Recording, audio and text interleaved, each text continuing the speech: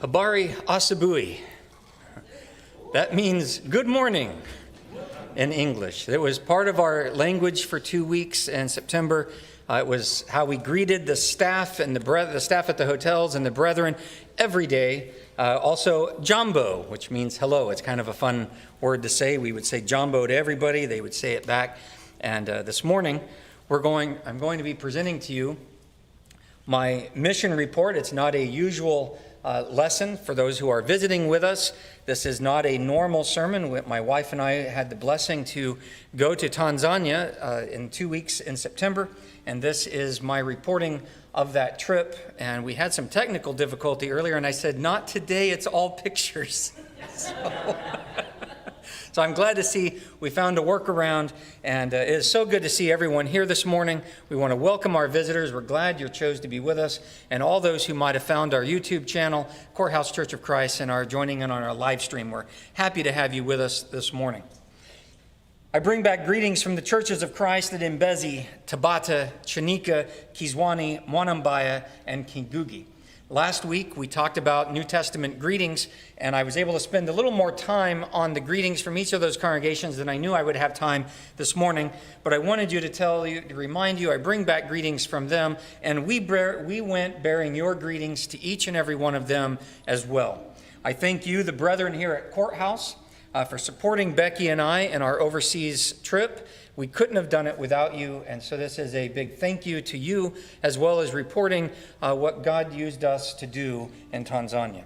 I couldn't have gone without your love and support, and Becky and I just cannot tell you how much we appreciate it. Well, there goes another technical difficulty. Well, I want us to look in Acts 15, verse 36. If there's anything that serves as a text this morning, I want it to be Acts 15:36, and later we're going to look at the scripture reading that Reuben did for us in Romans 16, 3-5. Thank you, Reuben, for doing that. Both of these passages kind of set the stage for the frame of mind I was in. And as we turn to Acts chapter 15, we find that Paul and Barnabas had concluded their first journey by returning to Antioch. That was their base of operations. That's the church that sent them out. They returned back that. They reported to the whole church what God had done for them. And then after the Jerusalem Council in the beginning or the middle part of Acts 15, Paul and Barnabas wanted to go and strengthen the congregations that they had started in each of those cities. So Acts 15:36 says, after some days, Paul said to Barnabas, let's return and visit the brethren in every city in which we proclaim the word of the Lord and see how they are.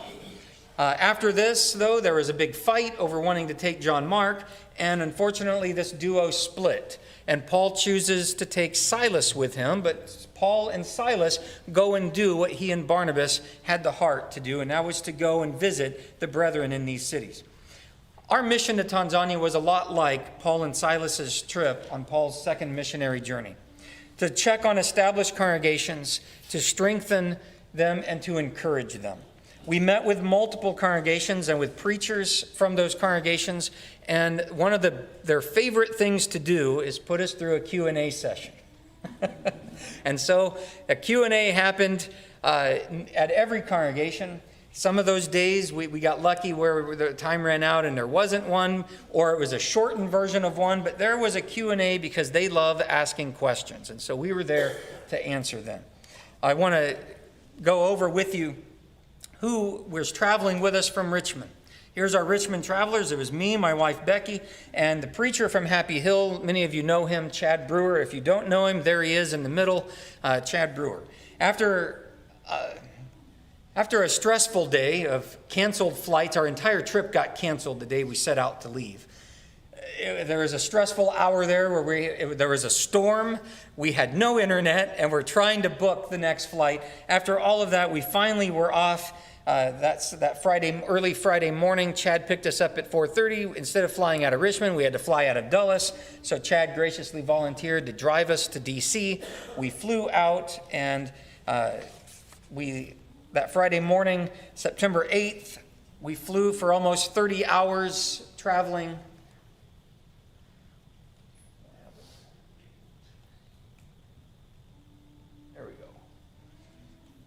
We flew almost 30 hours flying to,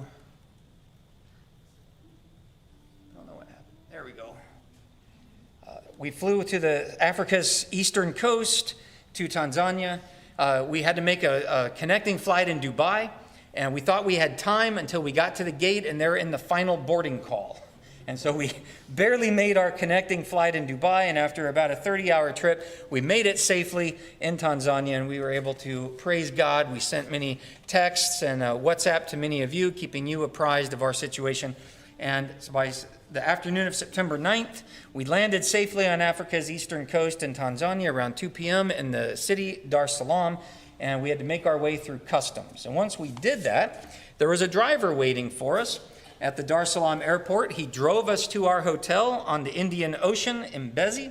That, not the hotel's name, but the city we were going to work out of for the next 4 days was Mbezi. And we would work with the brethren there starting that Sunday for 4 days, from Sunday through Wednesday, September 10th, through Wednesday, September 13th. And here's our group. There was 7 of us, 5 Mzungus, and 2 translators. There's Andrew Roberts from Tampa, Florida, Chad Brewer from Richmond, Ed Smith from Paris, Tennessee, and you know me and Becky. We were blessed to go with these brethren. And then our translator we brought up from Tunduru was Charles Mwakalonge and Zuberi Mwakyami from Mwanambaya, Tanzania. And he's the one that was mentioned in the announcements. And so that's this gentleman right here.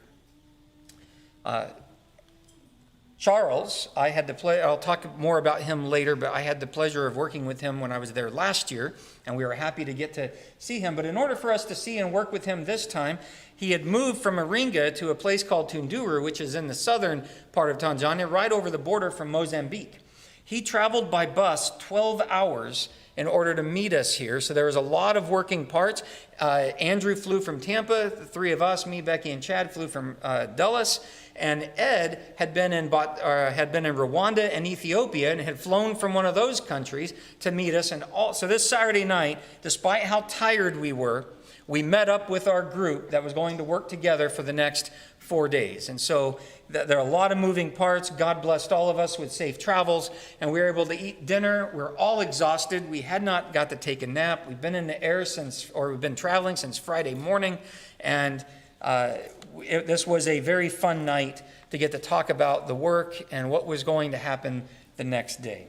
And our mission was to encourage saints and preachers to continue their work, to strengthen families, to strengthen congregations to be autonomous and independent from preacher training, Bible schools, and to be independent from American money. And we'll talk more about those challenges a little later on. So again, as I pointed out, I bring back greetings from the churches of Christ at Mbezi, Tabata, Chinika, Kizwani, Mwanambaya, and Kingugi. I went bearing your greetings, and while we stayed on the coast, remember the other map showed us about right here, we actually drove, it was 40 to 45 minutes to the congregation at Mbezi. And we worked there from Sunday through Wednesday, and we conducted a family workshop. There's 2 preachers there, Nicholas and Dennis, and they invited us to come to preach on a family workshop. So between me and Andrew, Chad, and Ed, and our work was kind of split apart on how to address husbands and the roles of husbands, how to address young men and looking for wives, how to address parents to raise godly children. And while we had a break, Becky did not.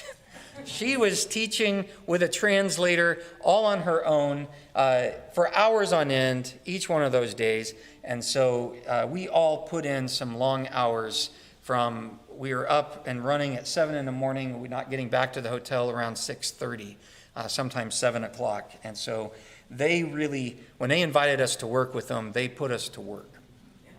We left Mbezi on Thursday the 14th, and we visited and taught brethren at Tabata, and I'll say more about them a little later on. Then Friday the 15th, we visited and taught the brethren at Chinika. Saturday the 16th, we visited and taught the brethren at Kizwani.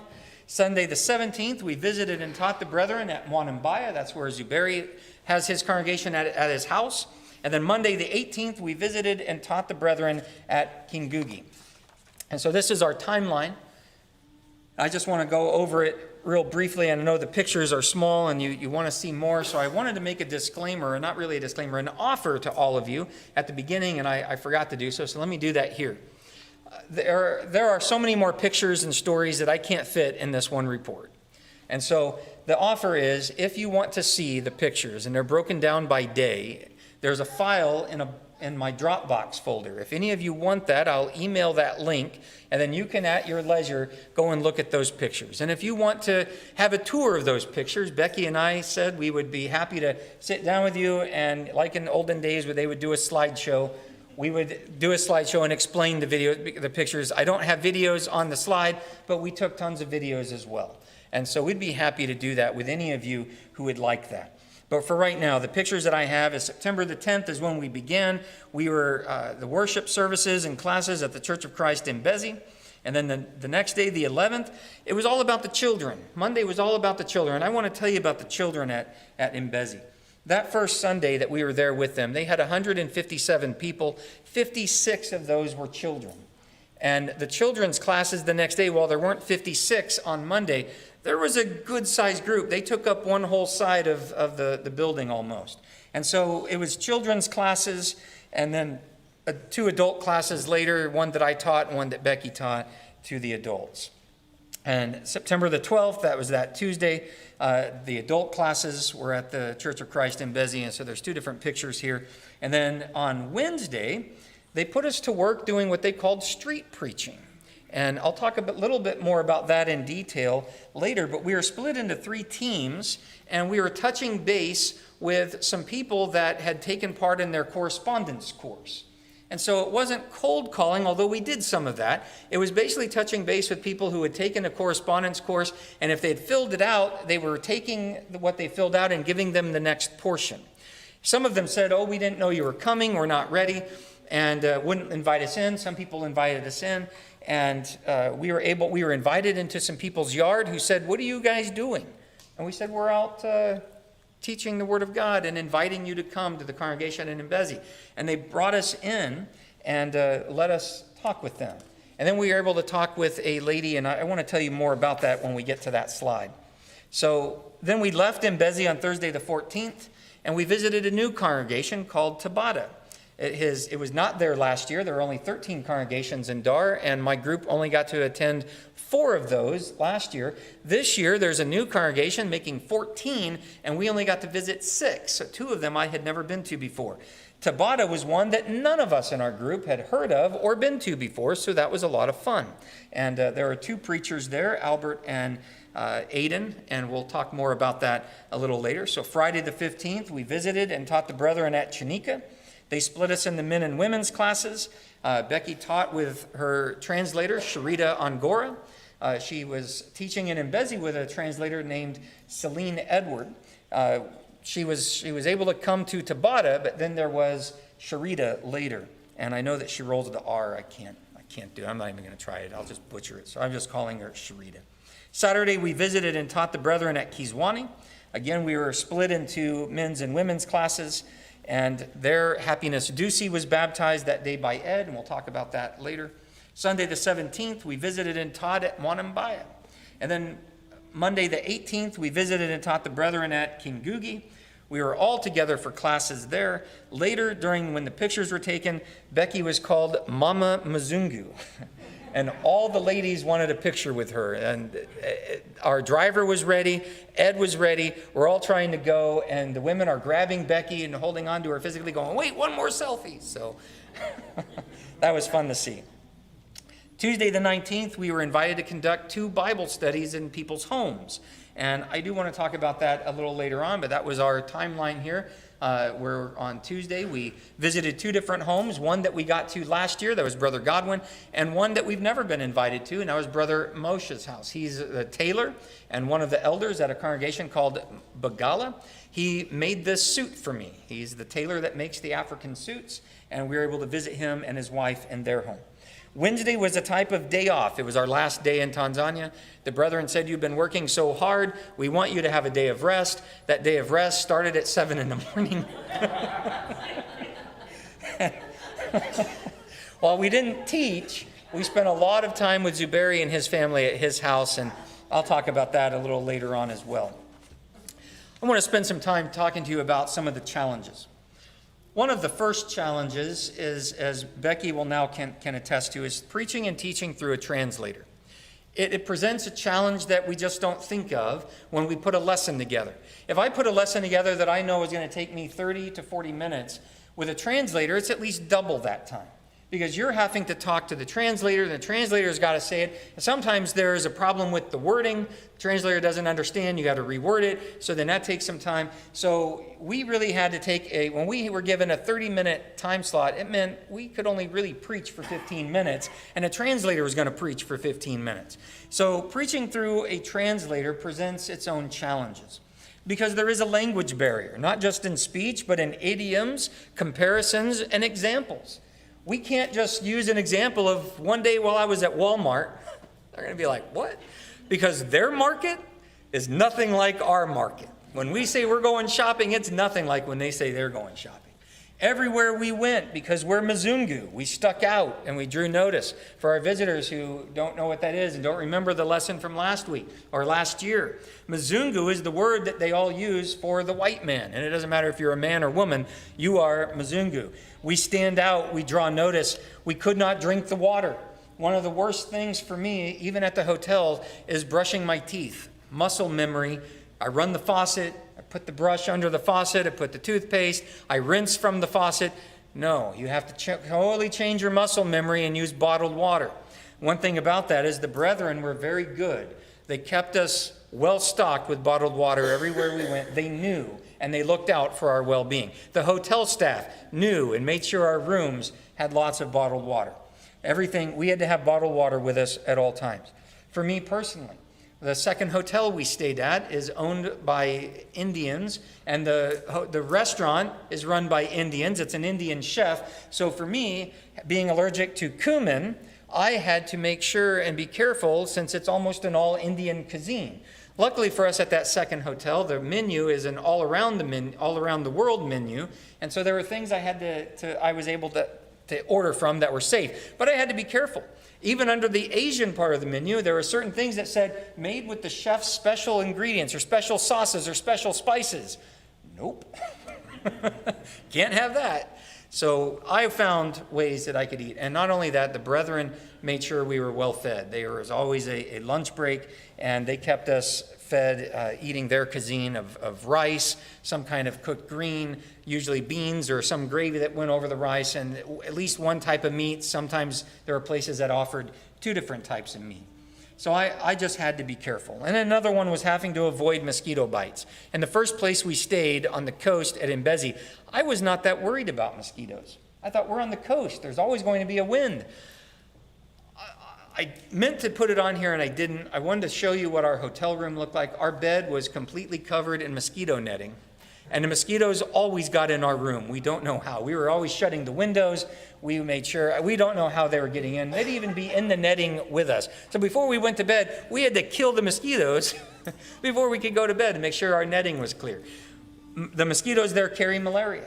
And so there was a scare every day, and we all got chewed on by mosquitoes there in Mbezi. So we were really putting our malaria pills to the test.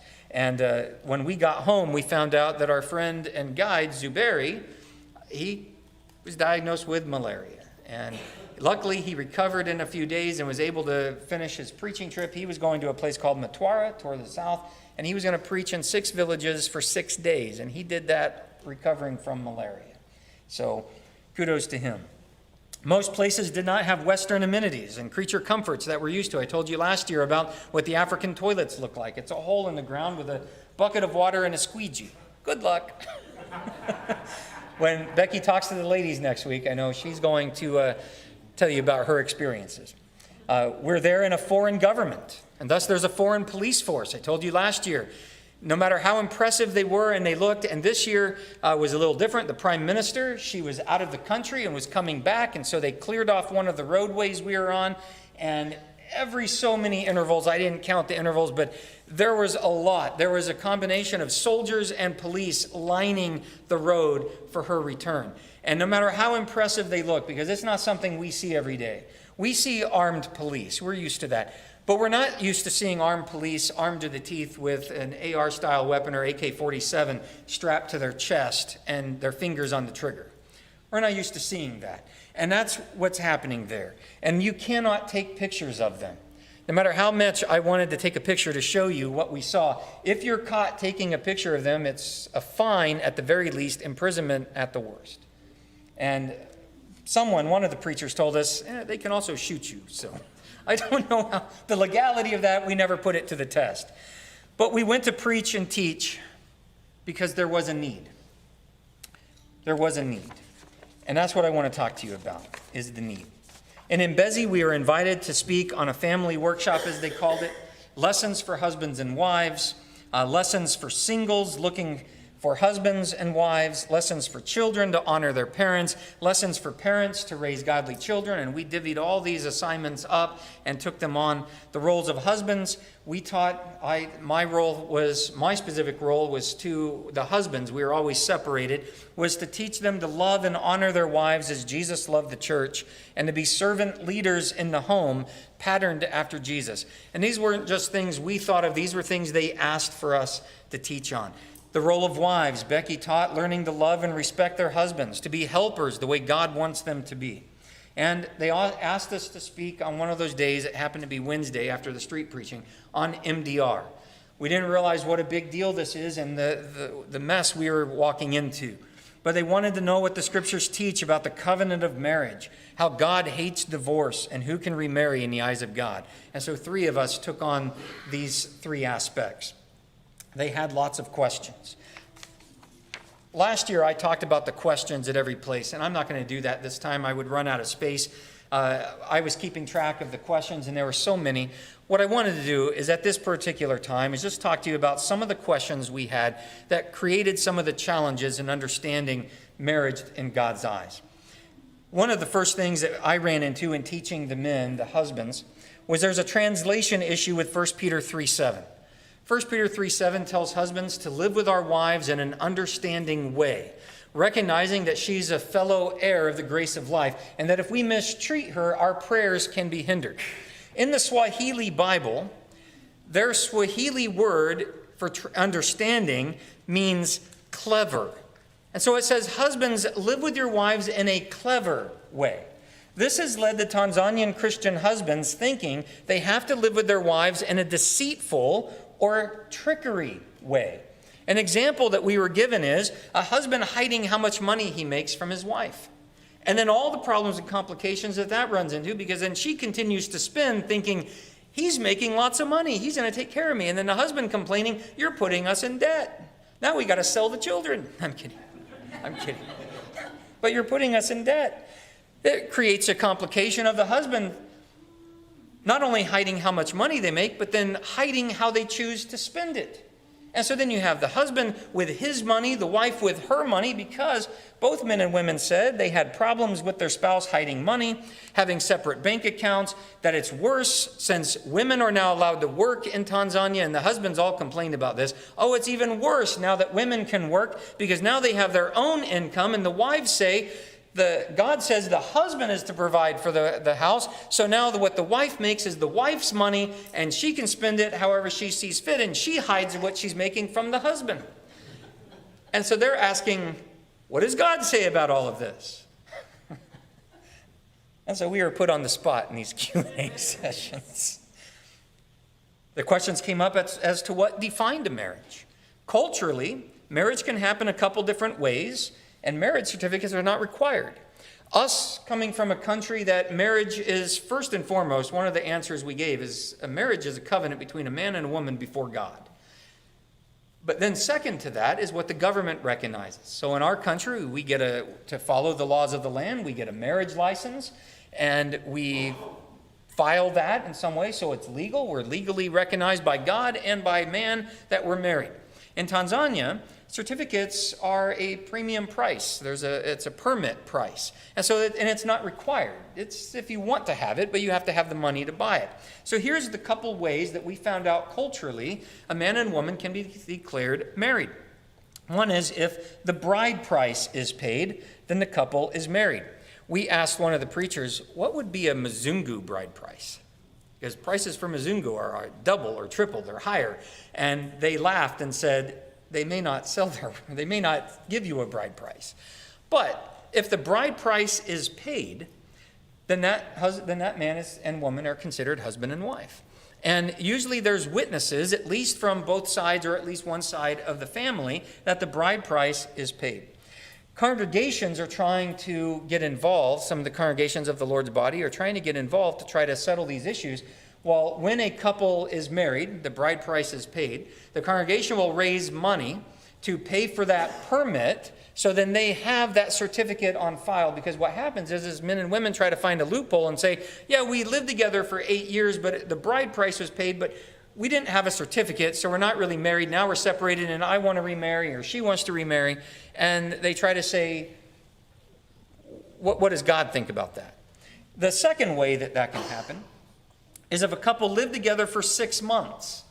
The government considers them married. Here in our country, it's 7 years. Tanzania, 6 months. You live together, you cohabit for 6 months, you're married.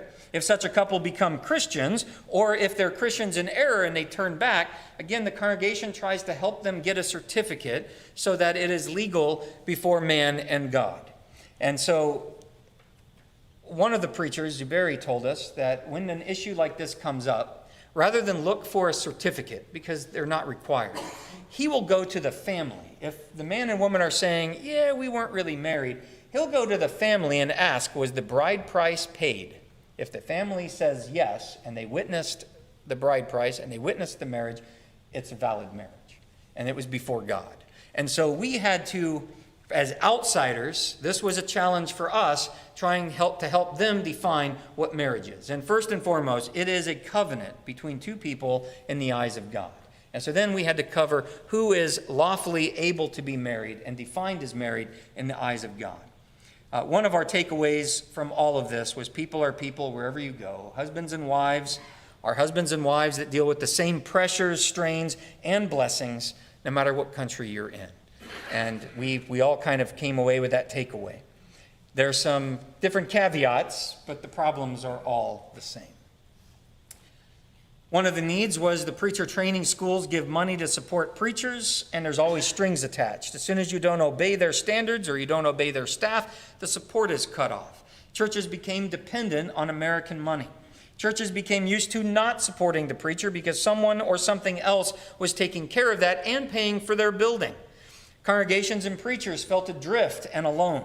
Churches needed to be taught how to be independent and autonomous, away from someone else telling them what strings they need to be pulling, or what they need to be teaching, what they need to be focusing on.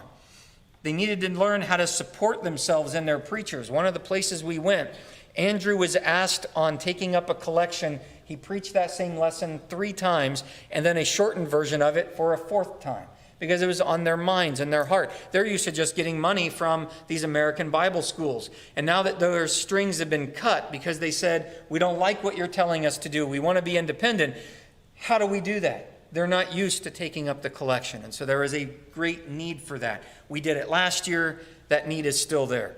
Older preachers, out of jealousy, are not training or teaching other preachers because, this younger guy might be more well-liked. He might get more support than I do from the States. And so out of jealousy, their preachers are not training the younger preachers. So these younger preachers are running to the American preaching Bible schools, who then come back with strings attached. And so we were teaching them. The way it's set up was Paul in 2 Timothy 2 and verse 2 told Timothy, you teach faithful men who will teach other faithful men, right?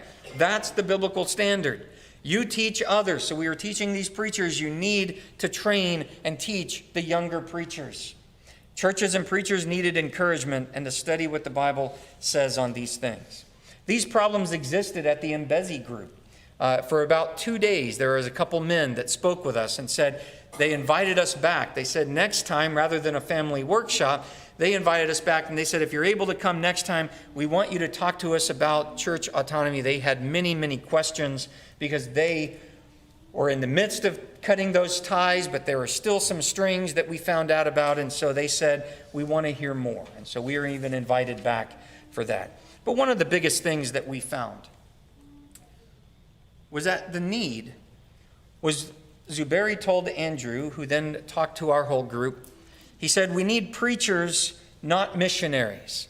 And sometimes we don't make a differentiation between the two here.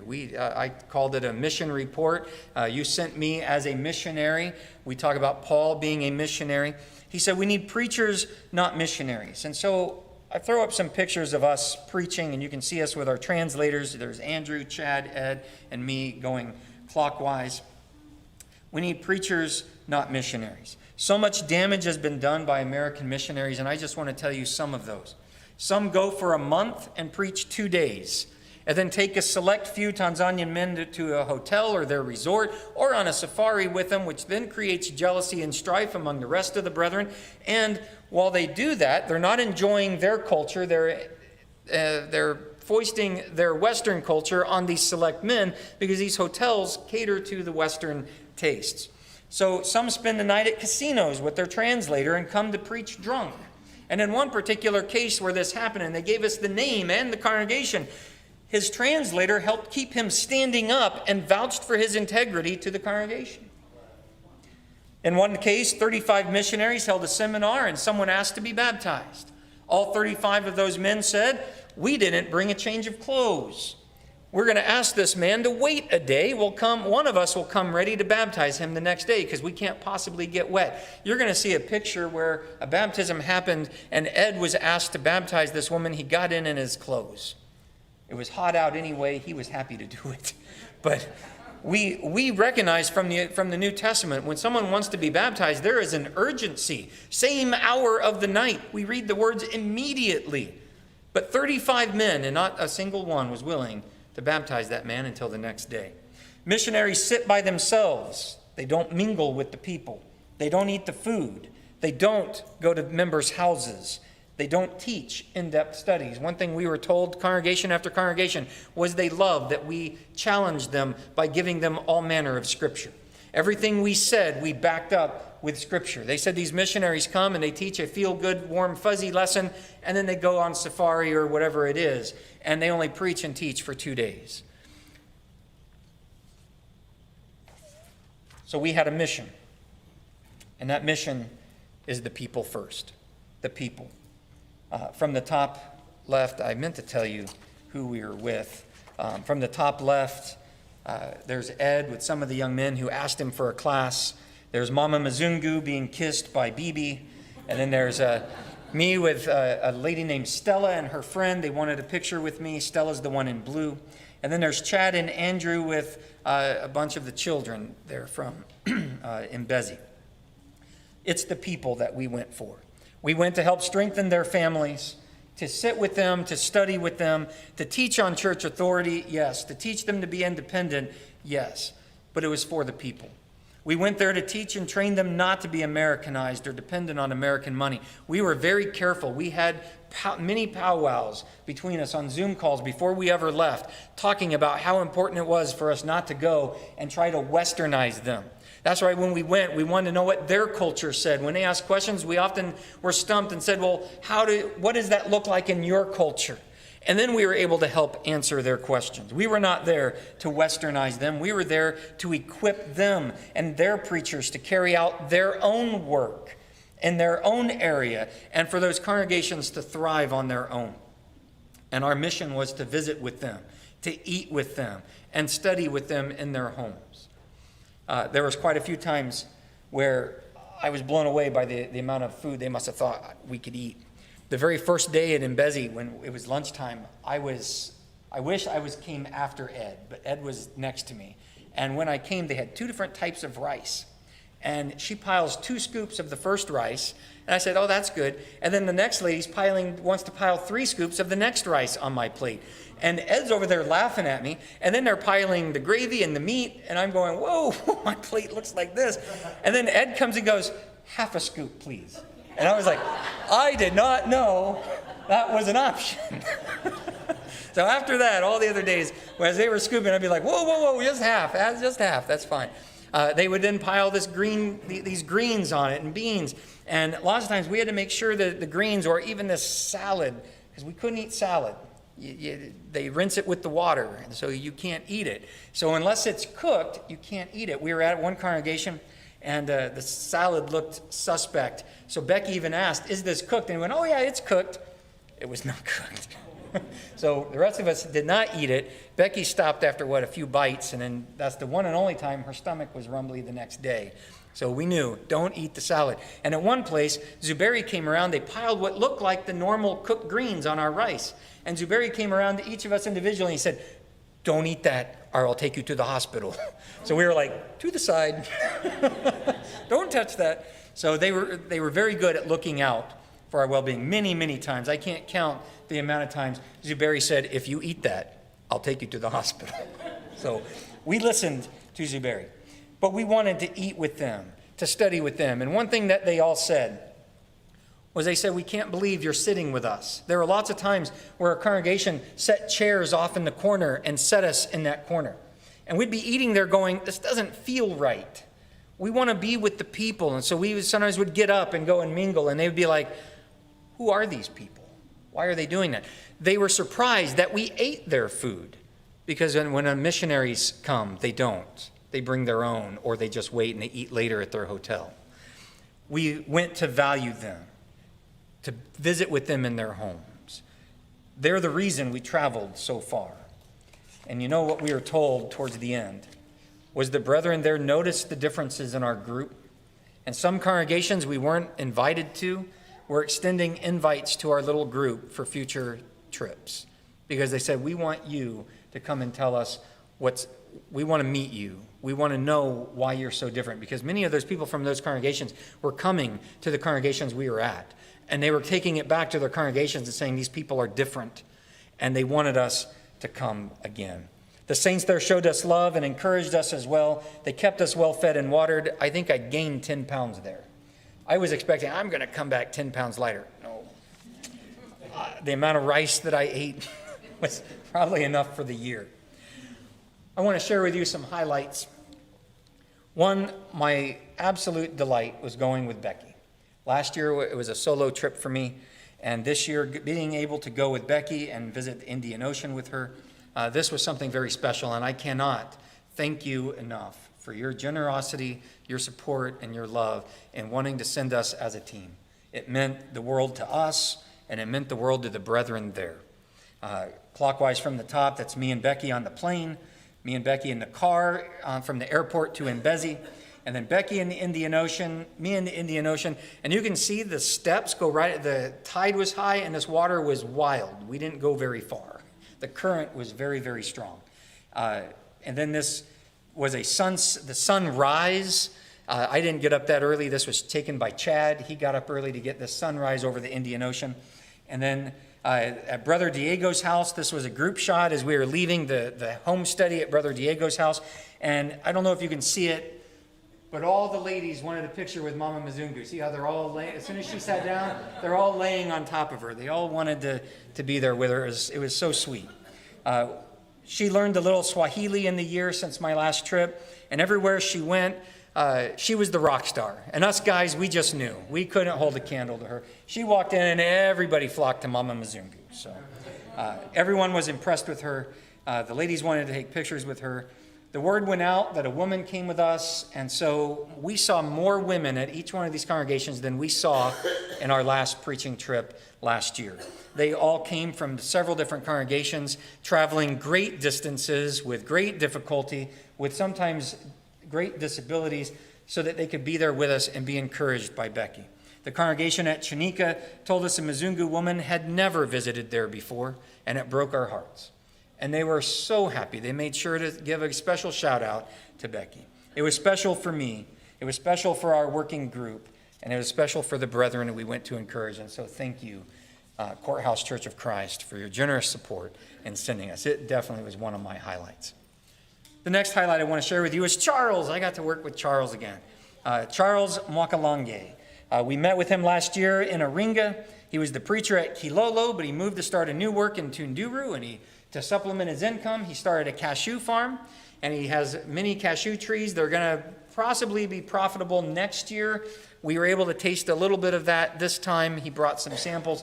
I'm sharing this with you because I don't know how many of you know this, but our congregation sent a one-time benevolence to him to help get him started when he started that new work earlier this year. And so to see Charles thriving and hear about his farm and the preaching, he's converted 5 Muslims from his neighbors, and his congregation is now about 20 people. It was just him and his wife and their kids when he moved there. And so his little congregation is growing, and he sent back his thanks to the brethren here. And so I wanted to share that with you. This, looking at the pictures from the top clockwise, that's Andrew with Charles, Ed and Andrew teaching a new song to the children, all of us at dinner, and then Charles with me and Becky on that Thursday morning we're saying farewell. He only worked with us those 4 days in Mbezi, and Chad having his sermon translated by Charles. We enjoyed working with Charles. One of the reasons I loved him as a translator is he gets into it the way you do. You can see what he's doing with Ed. He's not just translating a song, he's doing the motion. When I would get animated in a sermon, I would do this. Charles was doing that. His inflection was my inflection. I loved working with him. He truly preached the same sermon we were all preaching. Many other translators would stand there and just translate it. Charles got into it because he is a preacher as well. And we asked him to come and be a translator with us. And he was such a joy to work with. I was happy Becky got to meet him, and he was happy to be there. He was a long way from home, and he was going to travel another 12 hours back. However, his trip back was going to be longer. He was going to go visit the brethren at Kilolo that he hadn't seen since last year, and then go home to Tunduru. Another highlight was street preaching. That's not something I got to do last year, and Mbezi put us to work doing this. Clockwise from the top, this is me and Becky with some of the women who would go with us street preaching. There's 3 pictures of our group walking until we split from each other. We were split into 3 groups. Our group had 8. And then this picture on the end here is the one I want to tell you about. The first group we met with was 4 ladies working in their yard. They invited us in to briefly talk with us. They want to know what we were doing.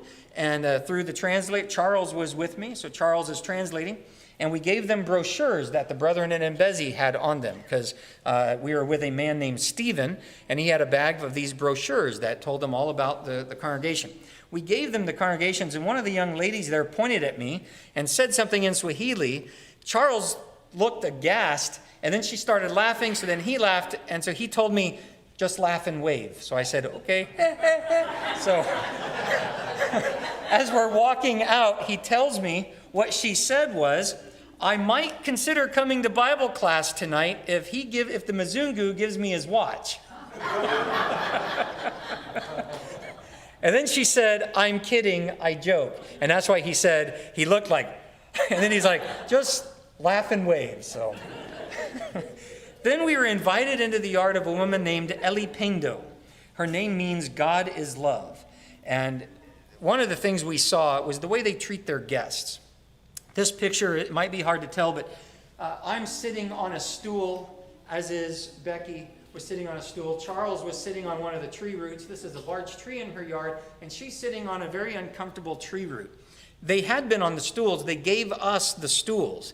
We even said, are you sure? And she said, no. And Charles told us, that's their custom. We were the guests. We got the best seats. So we sat in their stools, and she visited with us for over half an hour. She said she was a Lutheran. She wanted to know about the true church that the members of Mbezi kept telling her about. She was one that had the correspondence course, but she said she hadn't filled it out yet. But she did want to know more. She said, I'm a Lutheran. But every time I read through my Bible, and she had a Bible with her, and she said, every time I read through my Bible, I don't see the name Luther or Lutheran. Can you tell me why? And I said, I would be happy to. And so we met for about almost half an hour, and I started in Ephesians 4:4-6, talking about the one body, that one church, and told her why she didn't see the name Luther or Lutheran, or for that matter, any other man-made name of a congregation, Methodist, Presbyterian, Baptist, Catholic, why none of those names are in the scriptures. And after this study, she said that she would come to the Mbezi congregation that following Sunday. And so I don't know what happened with that. I need to contact one of the men there and follow up. Chad and Ed went with a man named Eustich, And Andrew and Zuberi went with a man named Dennis, who is one of the preachers at Mbezi. And our groups were made up of about 8 or 7 people apiece. And we were split in 3 groups. It was a really fun experience. Not only did we do that, but we talked to shopkeepers. Andrew had an experience where he was invited in. Chad had an experience where he was invited into some man's home. And we all had these wonderful stories that came about from that street preaching. The next highlight I want to talk to you about is Chanika and the Wanho. The top left is me and Becky with the preacher at Chanika, Hanson, and his wife Grace.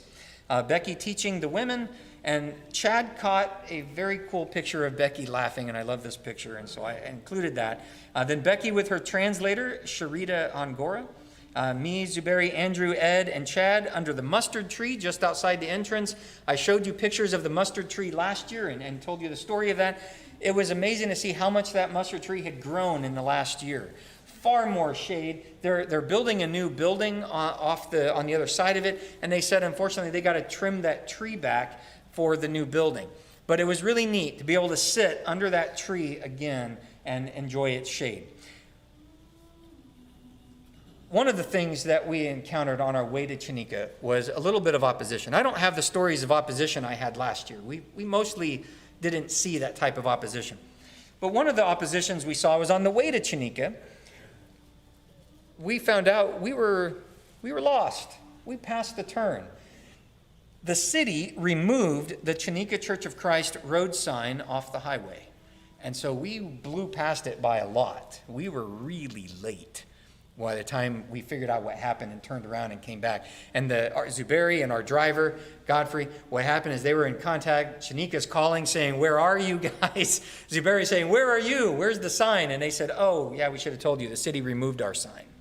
So they told us, they explained it a little later. They said it was a little light persecution by the city government. That's how one of the preachers put it. Just a little light persecution.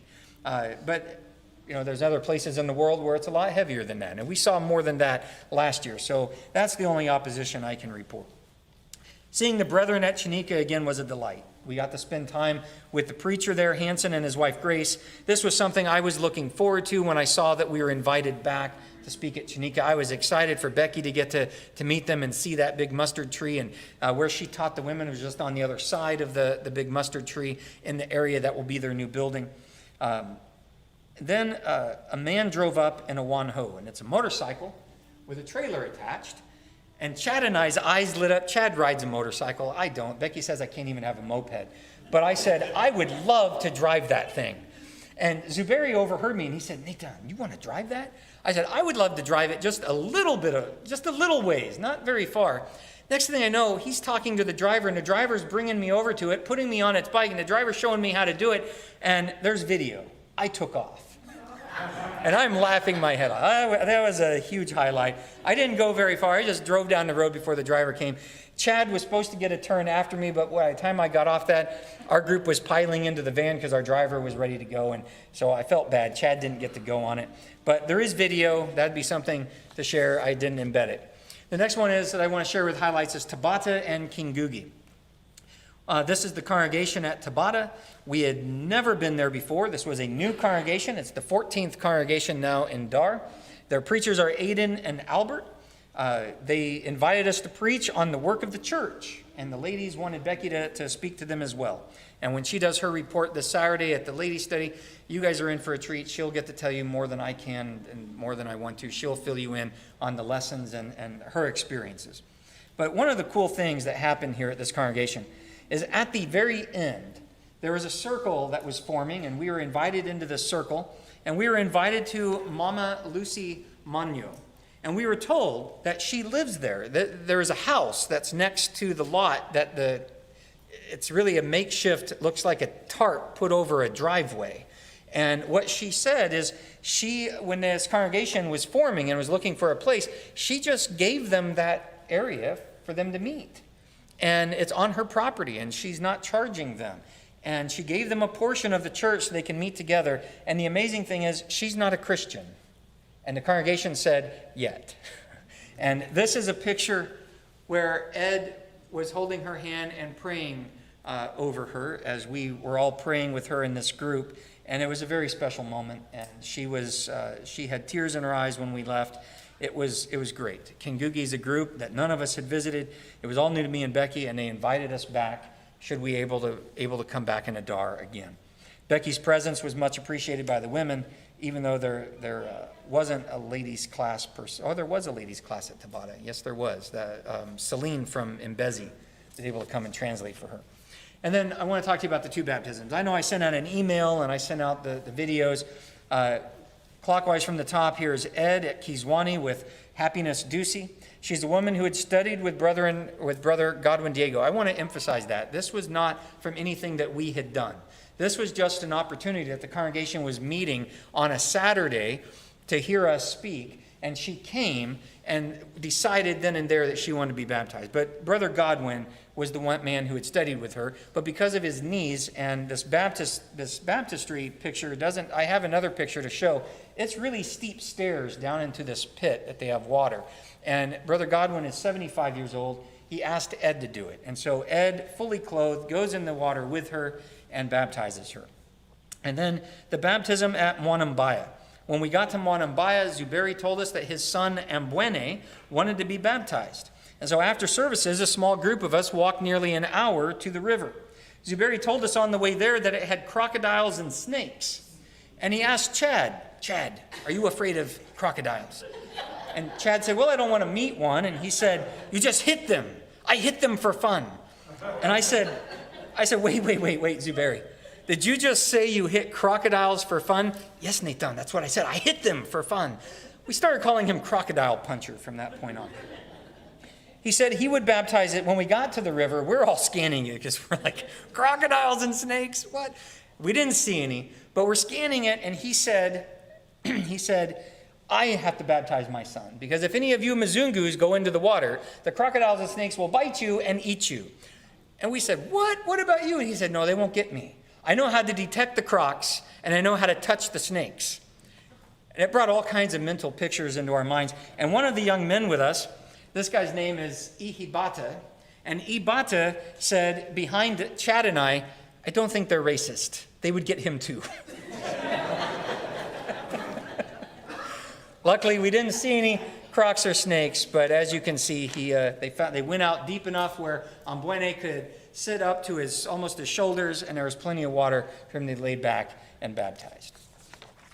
And then I want to tell you just briefly, I know I'm running out of time, and I appreciate your patience with me. So many pythons. It was a quote we used for the rest of the trip after this quote.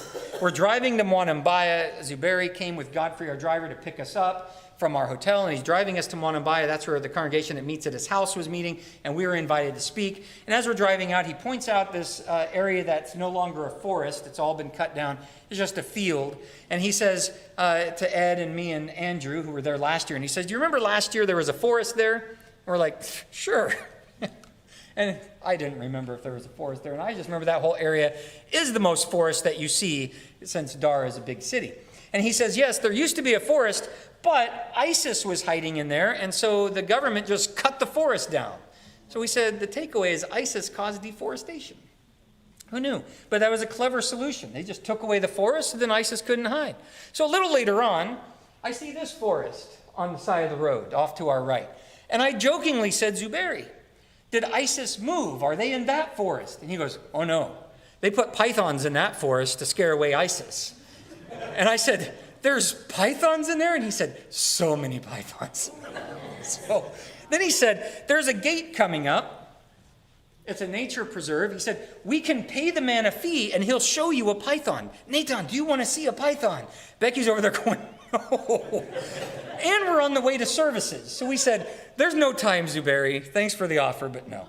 So we did not go there. And earlier in the year, he posted on Facebook, he sent me a message that there was a python in his yard and eating his chickens, and that he called the government and they came and removed it. And he said they most likely took it to that forest. So another highlight was the markets and the street vendors. we wanted to shop. We wanted a shopping day. We had a little bit of time.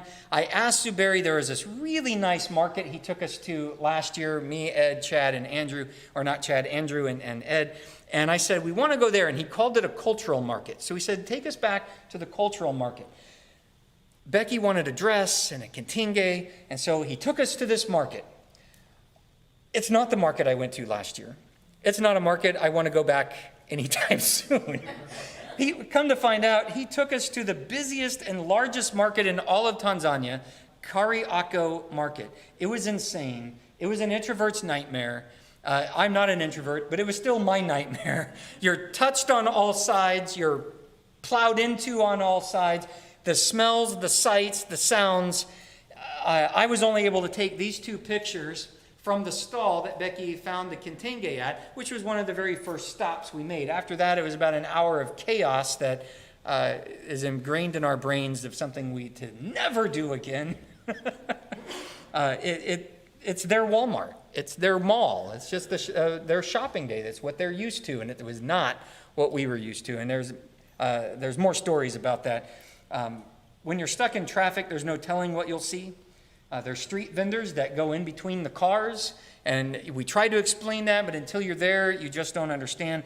And you never know what you'll see the street vendors selling. This lady's selling packages of boxers. This man's carrying shoes, and this guy's carrying shirts and jerseys. And we took other pictures, but these were the ones I thought you might enjoy seeing the most. We eventually made it to the market that I wanted Zuberi to take us to. It's called Slipway Market. And we found gifts for friends and family, and Becky found the dress she really wanted. She's wearing it today. That was from the good market, the one I went to last year. What? From Bagala, yes. Then another highlight. You know him as Chad Brewer from Happy Hill, but he has a new name, China and Mr. Lee. While we were at Wanambai on Sunday, we're walking down to the river to baptize Zuberi's son, Ambwene. And a little girl calls out, China, China. And we look, and she's pointing at Chad. And China is how they say China. The I is always an E. So China, China. And Chad just bursts out in laughter, and he explains that everywhere he goes overseas, he makes several trips to South Africa. He's been to South Africa a lot. And they always think he's Chinese, and they call him China, even in South Africa. So he goes, oh, this is consistent. Even in Tanzania, they think I'm China. So what was funny about that is we started calling him that. But then on Monday, the very next day, we're eating at Zuberi's favorite diner that we're in town in Bagala that we're eating at. And the lady that took our order looked at our group and said to Zuberi, 3 Mzungu and 1 China?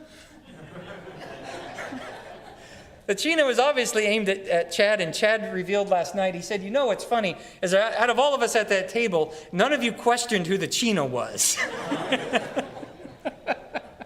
So Zuberi called him Mr. Lee, and that is a new nickname that stuck. We called him Mr. Lee for the rest of the time. And then Zuberi shared, since that lady said that, Zuberi shared a story with us that very morning, that Monday morning, as he was leaving the house to come get us at the hotel, that his neighbor said, hey, I saw you with a China yesterday. That was Sunday, while we were walking to the baptism.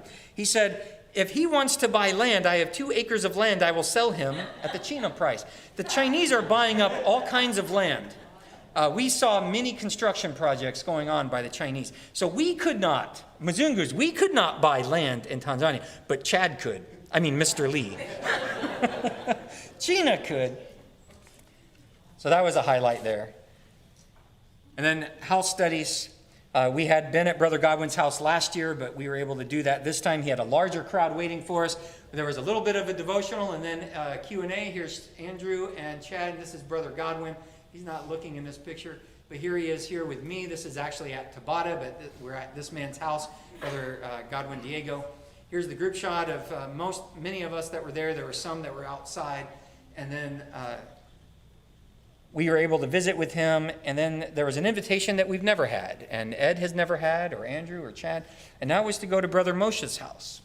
And this is Sister Moshe. I'm not sure of her name, but this is Brother Innocent Moshe. He's one of the elders at the Bagala Church of Christ, a congregation I've never been to, and he's the tailor that made us the suits that we were wearing. And his congregation did not invite us this time, and it it may be because they're heavily influenced by those American preaching Bible schools, and they control who visits. But he said, not only are we invited back to his house next time, but he invited us back to preach to them at Begala next time. And it's a big deal. And so he told us they saw the difference between preachers and missionaries, which went back to a conversation we had earlier. And spending time with Zuberi and his family and riding his motorcycle. Our very last day, Wednesday the 20th, was the day we had off. It was our last full day. The brethren in area wanted us to have a day off, so no classes were scheduled. But again, we began with breakfast very early. Zuberi took us to Slipway Market for shopping that day, and then we went to his house for the rest of it. And we enjoyed spending time with him and his family. He showed us the small plot the church purchased to eventually build a meeting place. He showed us the 3 plots around it that they're saving up money that they need to buy to have a parking lot and a bigger building. And right now, his congregation is about over 60 people, and they meet under tarps that get really, really hot. We can attest to that in his front yard. And this is his wife, his daughter Rosie, and daughter Irene, and I never got her name. This is Zuberi with his 4-year-old daughter Abigail. Abigail said she wanted a picture with China, and so she sat in Chad's lap, and I was able to capture that picture of Abigail with China. This is us standing on the church's property that they plan to build on. And I don't remember what got us, but I like this picture. We're all kind of laughing. But then the motorcycle. Zuberi has a motorcycle. That's what he gets around on for preaching. It needed gas. We helped him fill it up. And then Chad got to ride it. Chad came back and said, there's video of this too. Chad says, Nate, you want to ride? And I was like, yes. So I got on the back. We head down the road, and he says, Nate, I didn't want to tell you until we were out of earshot. There are no brakes. This is going to be fun. And I was like, yeah! How are we going to turn around? He's like, we'll figure it out. So we ended up being able to slow down, turn around in someone's yard, and come screaming back. And then we wanted to pose on it to show you what the bike rides normally look like on the road. We'd see bikes carrying 5 people. And so we piled 4 of us on there. Abigail, Chad, me, and Andrew. This was just for posing. We didn't ride down the road like this, although we could have, because that's what we see everyone else do. But this was really a fun day that we got to do. It was an encouraging day for Zuberi. He worked hard as well. He was with us all the way through Mbezi, all through the congregations in Dar. He translated for us the lion's share of the time during our last week there, and he was exhausted and probably was feeling the effects of malaria at this time, and we just didn't know it. But this was a very encouraging day for him and his family, and well needed, and we are happy we're able to do that. I want to end with some Bible verses. I had Reuben read for us Romans 16, 3-4, and I want you to read it with me again. Greet Prisca and Aquila, my fellow workers in Christ Jesus, who for my life risked their own necks, to whom not only do I give thanks, but also all the churches of the Gentiles. In his concluding part of his letter to the Romans, Paul gives a shout out to Priscilla and Aquila for risking their necks to save his life. We don't know what the event or the danger was, but Paul knew it, and he thanked them. I want to now carry over that tradition and give a shout out to Godfrey for saving our lives time without number. This is me with our driver, Godfrey. He's also a member of the church. He's a member at Begala, where Brother Moshe is an elder. This is Godfrey with our group, sitting here with Zuberi. Ed on his last day saying goodbye to Godfrey, and all of us together saying goodbye to Brother Ed. Traffic there is scary. There's just nothing I can say or do. Even the videos don't do it justice because it only shows one spot. When you're driving, you have all the peripheral stuff going on. The lines are guidelines, suggestions. People drive as if they don't matter or even exist, and yet it works somehow. We only saw 3 accidents the whole time we were there, and it's really in our last 2 days. But there were so many times that it felt like we were going to get crunched. There were times that a big lorry, a huge truck, was just inches away from our door. I could have rolled down the window and touched its grill, or Chad could have. And there were other times that other vehicles were right on top of us, and no matter what happened, Godfrey got us out of it. There were so many times, almost every day, we're patting Godfrey on the back. Good job, Godfrey. Great job. You saved our lives. And Godfrey's looking like, what? It's just a Tuesday. So we wanted to give a shout out to him. There were times it looked like a horrific accident was inevitable, and Godfrey got us out of it, and we made it safely. We all, as a group, said we owed our lives to him innumerable times and would always shout, nice job, Godfrey. Thank you. He acted like it wasn't a big deal, just another day on the road. He is a professional driver by trade, but still, it was scary for us.